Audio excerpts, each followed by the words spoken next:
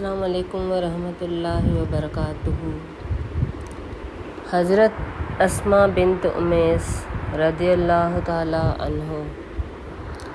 یہ نام یقیناً بہت سی بہنوں کے لیے بالکل نیا ہوگا۔ حضرت اسماء بنت ابی بکر، ان کو تو آپ جانتے ہیں، بہت معروف نام ہے جو حضرت عائشہ کی بہن ہے، لیکن سیدہ اسماء بنت امیس یقیناً آپ کے لیے نیا نام ہوگا، یا بہت ساروں کے لیے یہ ایک سنا ہوا نام ہوگا۔ آئیے آج ان کے بارے میں تھوڑا سا جانتے ہیں۔ ان کا خاندانی پس منظر یہ ہے کہ نام ان کا اسماء تھا۔ والد کا نام امیس بن سعد اور والدہ کا نام ہند بن عوف تھا۔ ان کی ایک بہن نبی کریم صلی اللہ علیہ وسلم کی زوجہ محترمہ سیدہ میمونہ رضی اللہ تعالی عنہا تھی، جنہوں نے اپنے آپ کو رسول اللہ صلی اللہ علیہ وسلم کو ہبہ کیا تھا۔ اگر آپ نے میرے درس سنے ہیں ام المومنین کے سلسلے کے۔ ان کی دوسری بہن حضرت عباس بن عبد المطلب رضی اللہ تعالی عنہ کی زوجہ محترمہ ام الفضل تھیں۔ حضرت عباس آپ صلی اللہ علیہ وسلم کے چچا تھے، اور ان کا ایک بیٹا ابن عباس کے نام سے بہت بڑا محدث ہے۔ ان کی زوجہ یعنی کہ اسماء بنت امیس کی تیسری بہن ام الفضل تھیں، جو سیدنا حمزہ بن عبد المطلب کی زوجہ محترمہ تھیں۔ ان کا نام حضرت سیدہ سلمہ تھا اور کنیت ام الفضل تھی۔ سیدہ اسماء بنت امیس رضی اللہ تعالی عنہا کا سب سے پہلا تعارف ہو سکتا ہے اب آپ کو یاد آ جائے، ذوالجنانین حضرت جعفر بن ابی طالب کے ساتھ رشتہ ازدواج میں منسلک ہوئی، یعنی یہ حضرت علی کی بھابی تھیں اور جعفر بن طیار کی بیوی تھیں۔ ان دونوں نے اپنے دین کی حفاظت کے لیے حبشہ کی طرف ہجرت کی تھی۔ قریش مسلمانوں کو دین اسلام سے منحرف کرنے کے لیے ظلم و ستم کا نشانہ بنا رہے تھے اور طرح طرح کی سزائیں دے رہے تھے۔ قریش کی ان ایذا رسانی سے بچنے کے لیے یہ دونوں میاں بیوی بھی سرزمین حبشہ کی طرف ہجرت کر جاتے ہیں۔ حبشہ کے قیام کے دوران سیدہ اسماء بنت امیس نے 3 بیٹوں کو جنم دیا، جن کے نام یہ ہیں محمد، عبداللہ، عون۔ جب مہاجرین حبشہ سے واپس آئے تو رسول اللہ صلی اللہ علیہ وسلم فتح خیبر میں مصروف تھے۔ جب رسول اللہ صلی اللہ علیہ وسلم نے خیبر کو فتح کر لیا تو آپ کو حبشہ سے مہاجرین کے واپس آنے کی اطلاع دی گئی۔ جب رسول اللہ صلی اللہ علیہ وسلم نے مدینہ منورہ پہنچ کر جعفر بن ابی طالب یعنی اپنے چچا زاد بھائی کو دیکھا تو ان کے ماتھے کو چوما، ان کو گلے سے لگایا اور فرمایا، مجھے معلوم نہیں کہ مجھے زیادہ خوشی خیبر کی فتح سے ہے یا جعفر کے آنے کی۔ دیکھیے خون کے رشتوں میں کس قدر کشش ہوتی ہے۔ خیبر کو فتح کرنا ایک بہت بڑی فتح تھی۔ یہودیوں کے قلعے کو فتح کرنا کوئی کم بات نہیں تھی، لیکن رسول اللہ صلی اللہ علیہ وسلم اس کو جعفر کے آنے سے تشبیہ دے رہے ہیں، یعنی ان کا دل کس قدر جعفر سے محبت کرتا تھا کہ آپ ہمیشہ یہ فرماتے تھے کہ تمہاری شکل و صورت و طور و اطوار مجھ سے ملتے ہیں، یعنی نبی کریم صلی اللہ علیہ وسلم ان سے اس لیے بھی محبت کرتے تھے کہ ان کو لگتا تھا کہ یہ میرے چچا زاد شکل و صورت مبارک کے حساب سے ان سے ملتے تھے۔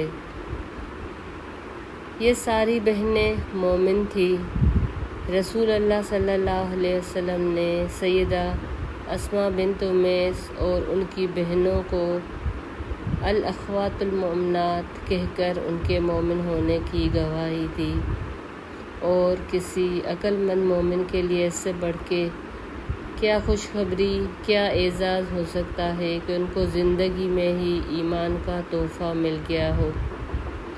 سیدنا عبداللہ بن عباس جو ام الفضل کے بیٹے تھے اور یوں سمجھ لیں کہ اسماء بنت امیس کے بھانجے ہیں، فرماتے ہیں کہ رسول اللہ صلی اللہ علیہ وسلم نے فرمایا الاخوات المؤمنات، بے شک یہ بہنیں مومن ہیں۔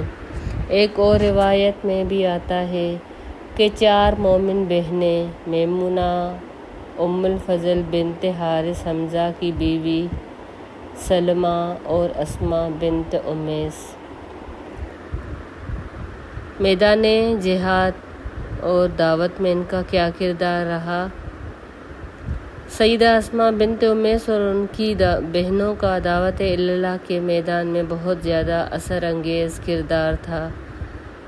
یہ خواتین میں دین کی نشر و اشاعت میں نمایاں کردار ادا کرتی تھیں۔ امام بخاری نے اپنی کتاب صحیح بخاری میں ایک روایت نقل کی ہے کہ ابو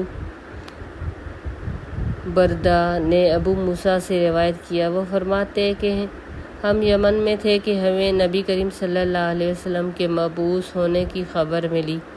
میں اور میرے دونوں بھائی نبی کریم صلی اللہ علیہ وسلم سے ملنے کے لیے سفر ہجرت پہ نکلے۔ میں اپنے دونوں بھائیوں میں سے چھوٹا تھا، ایک کا نام ابو بردہ تھا اور دوسرے کا نام ابو رحم تھا۔ ہمارے ساتھ ہماری قوم کے 52 یا 53 اشخاص اور بھی تھے۔ ہم کشتی میں سوار ہوئے، سمندر کی لہروں نے ہمیں حبشہ کے ساحل پہ پہنچا دیا۔ ہم وہاں جعفر بن طیار سے ملے، پھر ہم سب اکٹھے مدینہ کی طرف محو سفر ہوئے اور وہاں نبی اکرم صلی اللہ علیہ وسلم کے ساتھ ہماری ملاقات ہوئی۔ آپ ابھی فتح خیبر کر کے واپس مدینہ منورہ پہنچے ہی تھے۔ ہم کچھ لوگ کشتی والوں کے بارے میں کہا کرتے تھے کہ ہجرت کے حوالے سے ہم تم پر سبقت لے گئے ہیں۔ سیدہ اسماء بنت امیس نبی کریم صلی اللہ علیہ وسلم کی بیوی سیدہ حفصہ سے ملاقات کرنے ان کے پاس گئیں۔ یہ ان لوگوں میں شامل تھی جنہوں نے ہجرت کی تھی حبشہ کی طرف، جیسا کہ میں پہلے بتا چکی ہوں۔ سیدنا عمر بن خطاب سیدہ حفصہ سے ملنے کے لیے ان کے پاس تشریف لائے تھے۔ حضرت عمر سیدہ حفصہ ام المومنین کے والد تھے، تو وہاں سیدہ اسماء بنت امیس رضی اللہ تعالیٰ عنہا بھی بیٹھی ہوئی تھی۔ تو سیدنا عمر رضی اللہ تعالیٰ عنہ نے پوچھا، یہ کون ہے؟ ظاہر ہے ہمارے ہاں بھی اس طرح سے خاندان میں اگر گھر میں کوئی خواتین آ جائیں تو مردوں کو پتہ نہیں ہوتا کہ یہ کون ہے، تو حضرت عمر بھی اس زمانے میں ان کو نہیں جانتے ہوں گے یا چہرہ نہیں دیکھا ہوگا۔ ہمیں بھی بہت سارے اپنے رشتہ داروں کے بارے میں معلوم نہیں ہوتا۔ بہرحال انہوں نے پوچھا تو ان کی بیٹی نے بتایا کہ یہ اسماء بنت امیس ہے۔ تو حضرت عمر نے فرمایا، وہی اسماء جو حبشہ میں رہیں اور سمندر کے راستے یہاں پہنچی؟ تو سیدہ اسماء بولی، ہاں ہاں وہی۔ حضرت عمر نے فرمایا، ہم ہجرت کے حوالے سے تم پر سبقت لے گئے ہیں، ہم تمہاری نسبت رسول اللہ صلی اللہ علیہ وسلم پر زیادہ حق رکھتے ہیں۔ یہ انہوں نے بات کسی اور حوالے سے نہیں کی، بلکہ یہ وہ اپنے لیے اعزاز سمجھتے تھے، تو ایسے بات برائے بات انہوں نے کہی۔ اس بات سے ان کا کوئی غلط مقصد نہیں تھا، لیکن حضرت اسما بنت امیس ناراض ہو گئی، کہنے لگی واللہ ایسا نہیں ہو سکتا، تم رسول اللہ صلی اللہ علیہ وسلم کے ساتھ رہے، وہ تمہارے بھوکوں کو کھانا کھلاتے رہے، تمہارے جاہلوں کو واعظ و نصیحت کرتے رہے، جبکہ ہم دور دراز پردیس میں اللہ اور اس کے رسول صلی اللہ علیہ وسلم کی خاطر جدائی کے دن کاٹتے رہے۔ اللہ کی قسم، میں اس وقت تک کھانا نہ کھاؤں گی نہ پانی پیوں گی جب تک یہ بات رسول اللہ صلی اللہ علیہ وسلم کے گوش گزار نہ کر دوں۔ اللہ کی قسم، میں بالکل جھوٹ نہیں بولوں گی، بالکل وہی بات کروں گی جو آپ نے مجھے کہی، اس میں ذرا برابر بھی کمی بیشی نہیں کروں گی۔ آپ یہ دیکھیے کہ اس زمانے کی عورتیں کس قدر نڈر تھیں اور اپنے حق کے لیے کس طرح سے کھڑی ہو جاتی تھی۔ تو ایمان ہمیں حق بات کہنے کے لیے، صحیح بات پہ کھڑے ہونے کے لیے، ڈٹ جانے کے لیے منع نہیں کرتا۔ ان کو لگا کہ حضرت عمر نے یہ بات ان کو تانے کے طور پہ دی ہے۔ بہرحال نبی کریم صلی اللہ علیہ وسلم تشریف لائے تو یہ عرض کرتی ہیں، اے اللہ کے رسول صلی اللہ علیہ وسلم، عمر بن خطاب نے مجھے یہ کہا ہے۔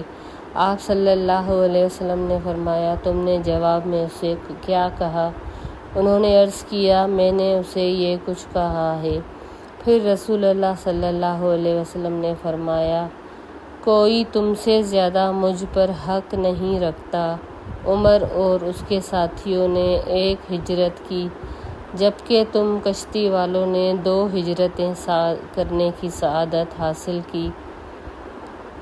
سیدہ اسما فرماتی ہیں، ابو موسیٰ اور کشتی والے میرے پاس جتھوں کی صورت میں آ کر یہ حدیث سنا کرتے، پوچھتے، کیونکہ ان کے لیے یہ بہت بڑی خوشی کی بات تھی کہ نبی کریم صلی اللہ علیہ وسلم نے انہیں 2 ہجرتوں کی سعادت حاصل کرنے والا قرار دیا۔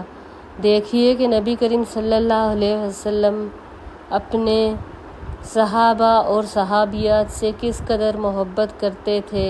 ان کو یہ کسی طرح سے گوارا نہیں ہوا کہ ایک مومنہ عورت کا دل دکھے، تو ان کو عمر سے زیادہ خوشخبری سنا دی، حالانکہ حضرت عمر کا تو کوئی ان سے مقابلہ ہی نہیں تھا، مگر ان کا دل خوش کرنے کے لیے ان کو یہ اعزاز بخش دیا جن پر وہ بہت زیادہ نازاں و فرحاں تھے۔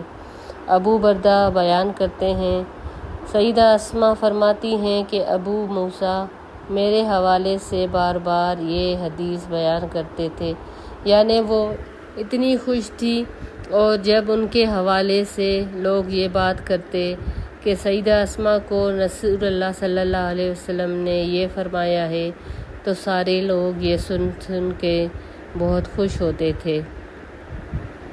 جب سیدہ اسما بنت امیس اور ان کے خاوند سیدنا جعفر بن طیار نے مدینہ منورہ میں مستقل رہائش اختیار کر لی، تو جعفر رضی اللہ تعالیٰ عنہ رسول اللہ صلی اللہ علیہ وسلم کے ہمراہ ہر معرکے میں اور ہر جنگ میں شریک ہونے لگے، یہاں تک کہ رسول اللہ صلی اللہ علیہ وسلم نے رومیوں کے خلاف لڑی جانے والی جنگ موتا میں جب 3 شخص کو یکے دیگرے بعد امیر لشکر بننے کا حکم دیا، تو ان میں سے ایک سیدنا جعفر بن طیار بھی تھے۔ امام احمد بن حنبل اپنی مسند میں بیان کرتے ہیں کہ ہمارے پاس عبداللہ بن رباح تشریف لائے، میں نے انہیں دیکھا، کچھ لوگ ان کے پاس جمع ہیں، انہوں نے کہا ہمیں رسول اللہ صلی اللہ علیہ وسلم نے حضرت ایک صحابی ہیں سیدنا ابو قتادہ نے یہ حدیث بیان کی ہے کہ رسول اللہ صلی اللہ علیہ وسلم نے رومیوں کے مقابلے میں لشکر روانہ کرتے ہوئے فرمایا، تم زید بن حارثہ کو اپنا امیر بنانا، اگر وہ شہید ہو جائیں تو جعفر کو اپنا امیر بنانا، اور اگر وہ شہید ہو جائے تو عبداللہ بن رواحہ انصاری کو اپنا امیر بنا لینا۔ زید بن حارث آپ کو یاد ہوگا نبی کریم صلی اللہ علیہ وسلم کے منہ بولے بیٹے تھے۔ تو یہ سیدنا جعفر بن طیار نے کہا، اے اللہ کے رسول، میرے ماں باپ آپ پر قربان، میں کوئی تھکا ماندہ تو نہ تھا کہ آپ نے زید بن حارثہ کو میرا امیر مقرر کر دیا۔ رسول اللہ صلی اللہ علیہ وسلم نے فرمایا، آپ چلیں، آپ کو یہ معلوم نہیں کہ کون بہتر ہے۔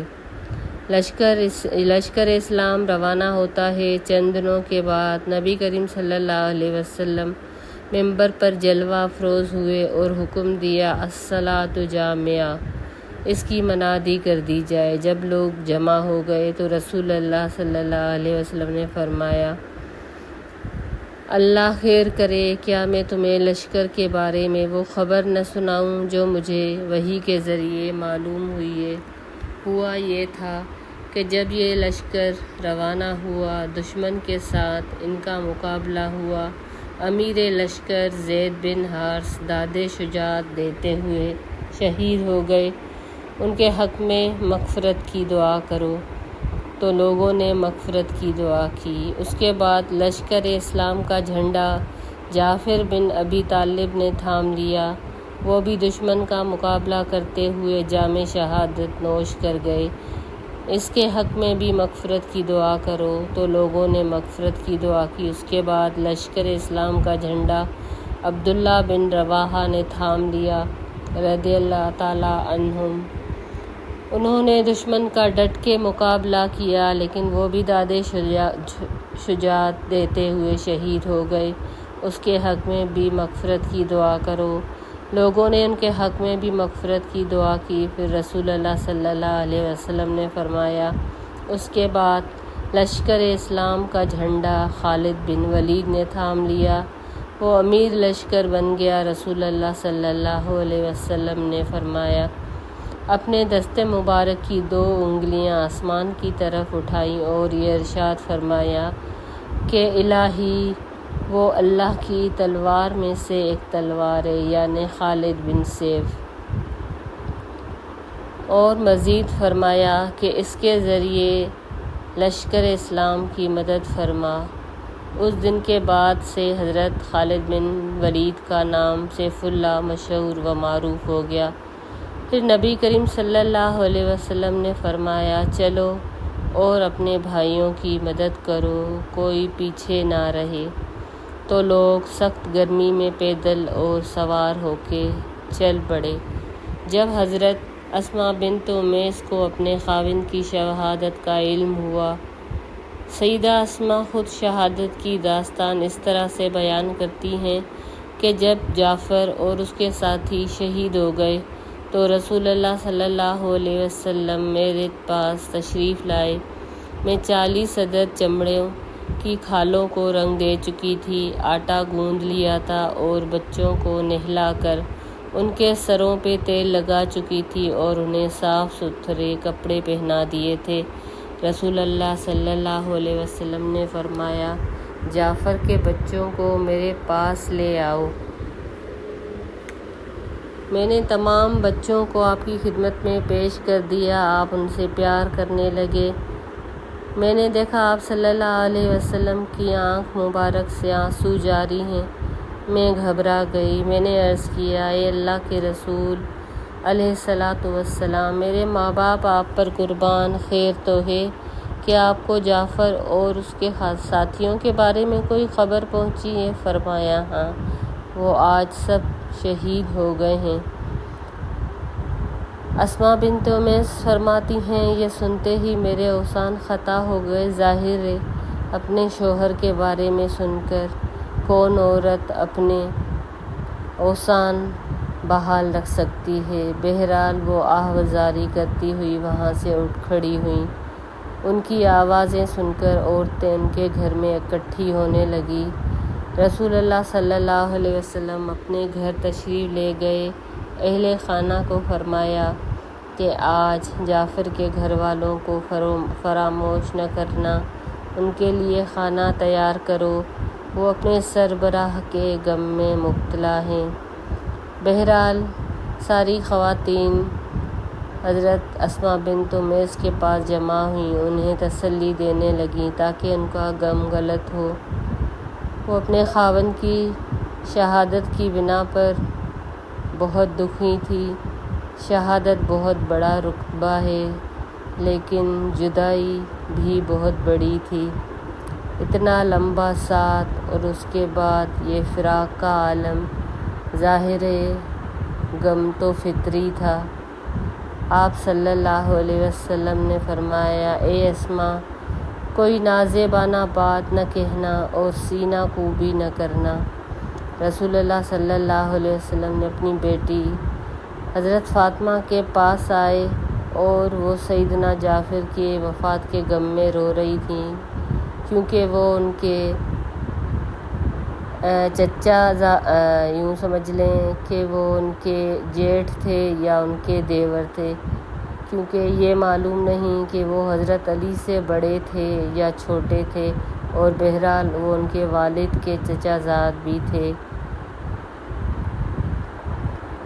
نبی کریم صلی اللہ علیہ وسلم نے ان کو روتے ہوئے دیکھا، فرمایا، جعفر جیسے پر رونے والی کو رونا چاہیے، یعنی کہ جعفر کی جدائی ایسی ہی ہے کہ ہر ایک کو رونا آ رہا تھا۔ پھر رسول اکرم صلی اللہ علیہ وسلم نے فرمایا، آل جعفر کے لیے کھانا تیار کرو، ان کو ایک ایسا حادثہ پیش آیا ہے جس نے ان کو مشغول کر دیا، یعنی کہ وہ غمگین ہیں، آج بچوں کے لیے کھانا نہیں بنا سکیں گے، لہٰذا آپ لوگ ان کے لیے کھانا تیار کرو۔ اس سے معلوم ہوتا ہے کہ جن کے گھر میں فوتگی ہو جائے تو ان کے لیے کھانے کا انتظام کرنا چاہیے۔ اس کے بعد کیا ہوتا ہے، ابو بکر کی شادی ان سے ہو جاتی ہے، کیونکہ غزوہ حنین کے دوران سیدنا ابو بکر کی بیوی سیدہ ام رومان، جو حضرت عائشہ کی ماں تھیں، وہ اللہ کو پیاری ہو گئی تھیں، تو سیدنا ابو بکر صدیق نے سیدہ اسماء بنت امیس کو شادی کا پیغام دیا۔ حضرت ابو بکر جیسی مثالی شخصیت کے پیغام کو وہ کیسے مسترد کر سکتی تھیں؟ وہ دور آج کا دور نہیں تھا کہ 4 بچوں کی ماں کی شادی یا دوسرا نکاح نہیں ہو سکتا تھا۔ بہرحال حضرت ابو بکر کی جو خوبیاں تھیں، تو ان جیسے جلیل القدر ہستی کے گھر میں داخل ہونا کس کو محبوب نہ ہوتا، جن کے گھر میں سب سے پہلے نور ایمان آیا تھا، تو انہوں نے بھی اپنے دل کو اس ایمان سے منور کیا، اپنی آنکھوں سے ٹھنڈک پہنچائی۔ ابو بکر نے حضرت اسماء بنت امیس کے ساتھ رشتہ ازدواج میں منسلک ہونے کے بعد ان پر اور ان کی اولاد پر بہت محبت اور شفقت نشاور کی۔ شادی کے بعد حجۃ الوداع کے لیے جاتے ہوئے راستے میں سیدہ اسماء کے ہاں محمد بن ابی بکر صدیق نے جنم لیا، یعنی حضرت عائشہ اور اسماء بنت ابی بکر کا بھائی، چھوٹا بھائی آپ کہہ سکتے ہیں۔ بہرحال سیدہ اسماء بنت امیس اپنے خاوند کے ساتھ ہر مسرت و شادمانی میں برابر کی شریک رہیں۔ دونوں وفا کے پیکر میاں بیوی کو رسول صلی اللہ علیہ وسلم کے دنیا سے تشریف لے جانے کا اور وحی کے منقطع ہونے کا بہت دکھ اور رنج تھا۔ جب ابو بکر خلیفہ بنتے ہیں تو ان پر بہت کٹھن مراحل پیش آتے ہیں۔ سب سے بڑا مرحلہ تھا جو ان کو پیش آیا تھا، وہ مانع زکوٰۃ کا لشکر تھا، یعنی ایک لشکر تھا جو زکوٰۃ کا انکار کرنے لگا، یعنی ایک طرح سے کہہ سکتے ہیں کہ اسلام کا ایک ضروری رکن اس سے انکار کر دیا۔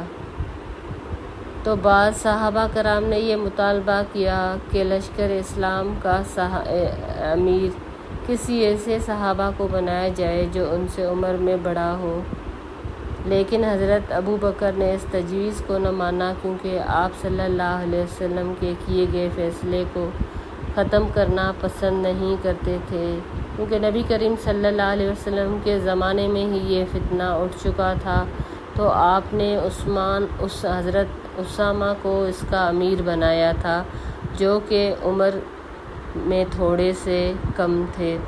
یہ زید بن حارثہ کے بیٹے تھے، نبی کریم صلی اللہ علیہ وسلم کو بہت محبوب تھے۔ جب لشکر روانہ ہوتا ہے تو حضرت ابو بکر ان کے ساتھ یعنی حضرت اسامہ کے ساتھ تھوڑی دیر ساتھ چلتے ہیں۔ حضرت ابو بکر کے لیے دوسرا کٹھن مرحلہ ان مرتدین کا بھی تھا جو مسلمہ بن کذاب نے برپا کیا، یعنی اس نے نبوت کا دعویٰ کر دیا، لیکن حضرت ابو بکر نے اس کا بھی قلع کما کر دیا۔ اس کے بعد اللہ کی طرف سے یہ اذن اور یہ فیصلہ ہوتا ہے کہ حضرت ابو بکر بھی داعی اجل کو لبیک کہتے ہیں۔ جب ان کو محسوس ہوتا ہے کہ میرا آخری وقت قریب آ گیا ہے، تو اپنی بیوی اسماء بنت امیس کو وصیت کرتے ہیں کہ تم مجھے اپنے ہاتھ سے غسل دینا، جس دن میں وفات پا جاؤں اس دن نفل روزہ نہ رکھنا۔ جب کوچ کا وقت آیا تو حضرت ابو بکر کا چہرہ اور زیادہ چمکنے لگا۔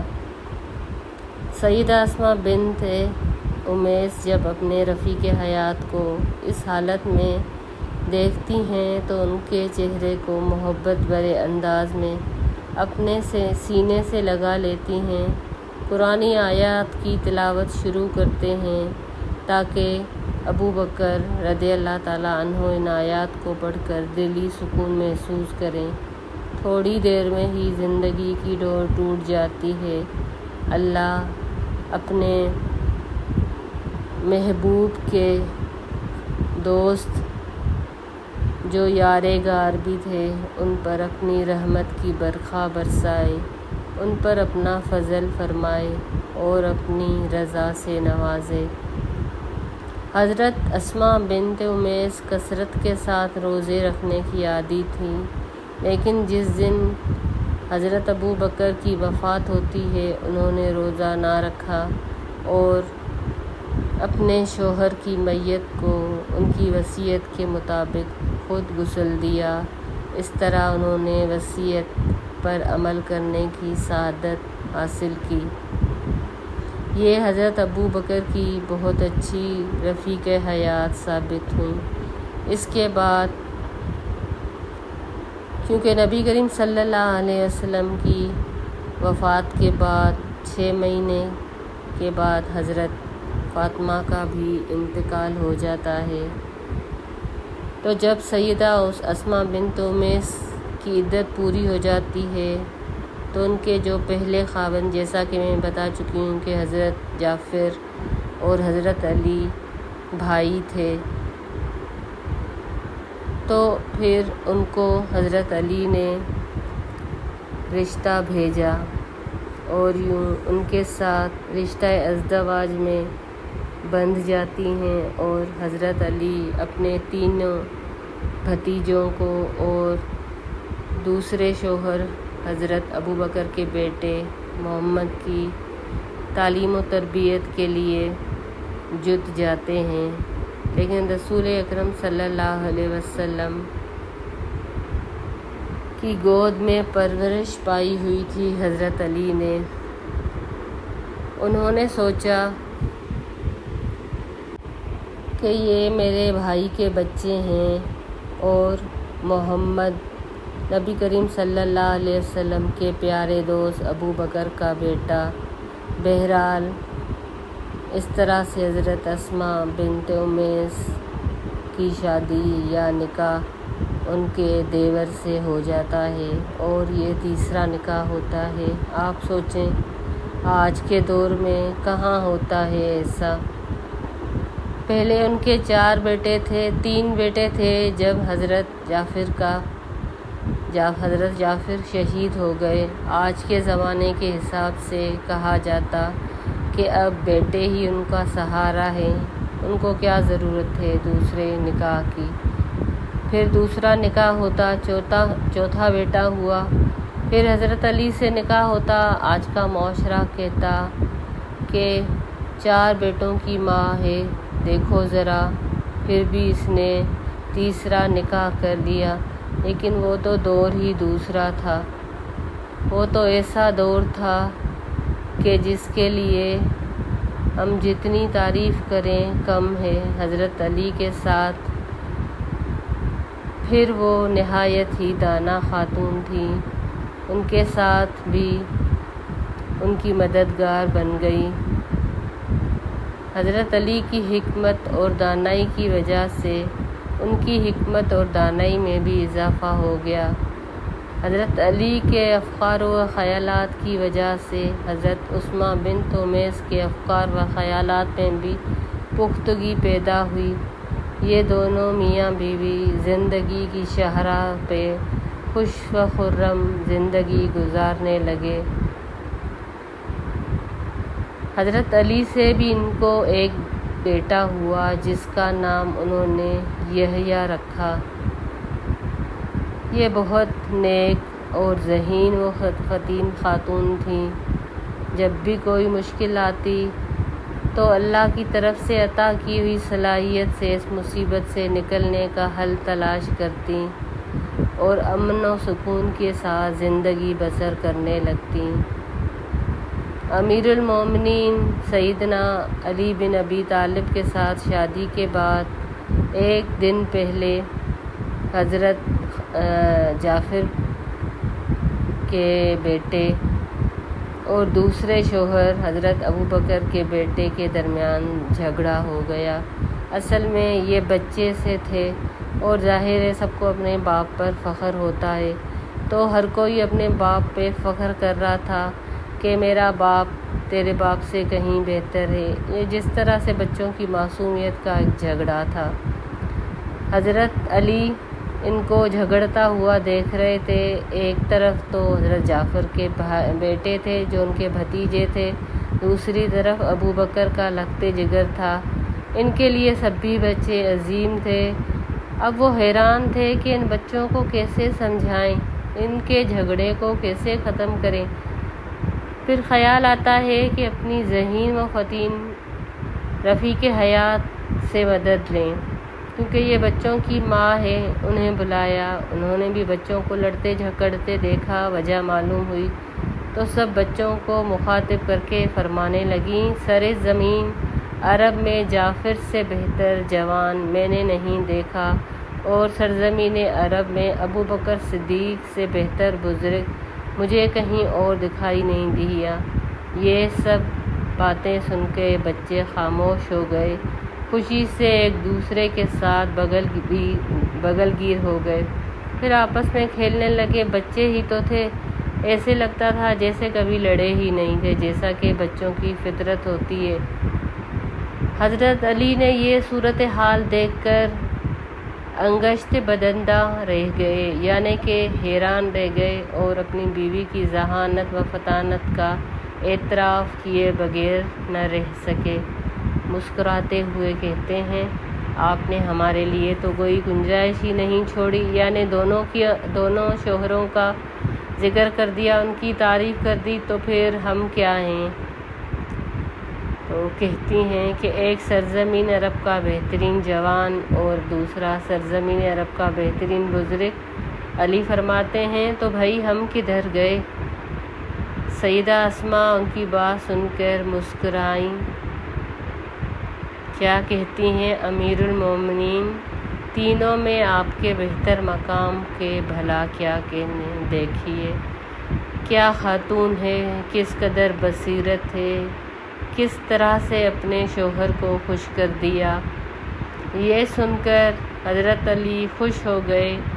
بلا شبہ حضرت اسماء اس قابل تھیں کہ وہ 2 خلیفوں کی بیوی بنی اور جعفر بن طیار کی بھی رفاقت اٹھائی۔ ان کی وفات اس طرح سے ہوتی ہے کہ ایک صبح فجر کی نماز کے لیے امیر المومنین حضرت علی مسجد سے گھر سے مسجد روانہ ہوتے ہیں، عبد الرحمن بن ملجم نے ان پر زہر میں بھجی ہوئی تلوار کے ساتھ قاتلانہ حملہ کیا۔ آپ زخموں کی تاب نہ لاتے ہوئے اللہ کو پیارے ہو گئے۔ ان کی